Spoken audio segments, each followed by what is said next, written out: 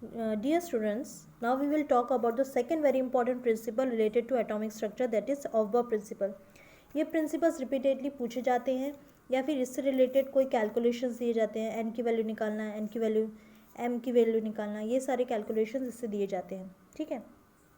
जैसे ऑफबर्ग प्रिंसिपल क्या कहता है, अभी हमने पॉलिस प्रिंसिपल देख लिया कि चारों क्वांटम नंबर जो होते हैं वो किसी भी एटम के अगर 2 इलेक्ट्रॉन होंगे तो उनमें वो उनकी चारों की वैल्यू सेम नहीं रहेगी. वैसे ही ऑफबर्ग प्रिंसिपल का भी एक जेन्युइन स्टेटमेंट है और वो अप्रूव्ड है. ठीक है, वो हर जगह प्रूव होता है कि ऑर्बिटल्स जो है, जब हम फिलअप करते हैं ऑर्बिटल्स में इलेक्ट्रॉन फिलअप होते हैं तो उनके फिलअप होने का एक रूल है कि वो फिलअप होते हैं उनकी इंक्रीजिंग एनर्जी के ऑर्डर में. So orbitals are filled up in the order of their increasing energies. So this is the statement. Okay, now इसका मतलब क्या हुआ, जिसकी लोअर एनर्जी रहेगी उसमें पहले इलेक्ट्रॉन भरेगा, देन जैसे जैसे एनर्जी लेवल इंक्रीज होते जाएगा, एनर्जी की वैल्यू बढ़ती जाएगी, the orbitals will be filled in that order. इसे हम क्या कहते हैं, ऑफबर्ग principle. Then you can see here, यहाँ एक टेबुलर फॉर्म दिया गया है यहाँ, और उससे ज़्यादा इम्पॉर्टेंट यहाँ एक ऑर्डर दिया गया है एनर्जीज का जो आपको याद रखना है. ठीक है, पहले 1s में भरेगी, फिर 2s में, फिर 2p में, 3s, 3p, 4s, फिर 3d में.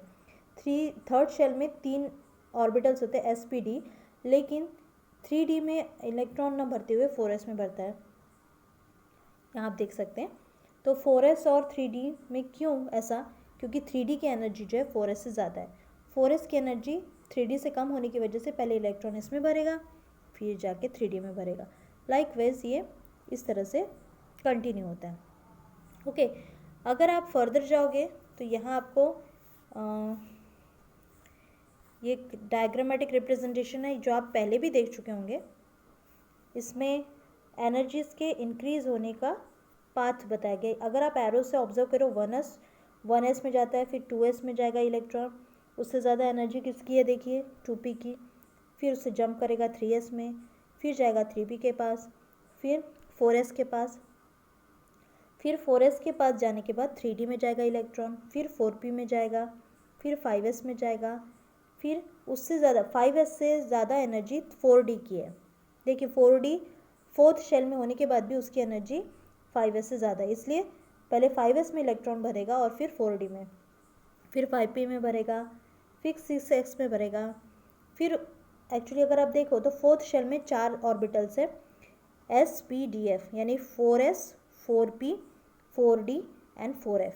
लेकिन अगर आप देखो तो उनकी एनर्जीज अलग अलग है, तो यहाँ उसके हिसाब से शेल्स भर रहे हैं. So in this way the order is increasing. I hope you have understood how the electrons are filled in the increasing order of energies. This is all about the Aufbau's principle. I hope you have understood.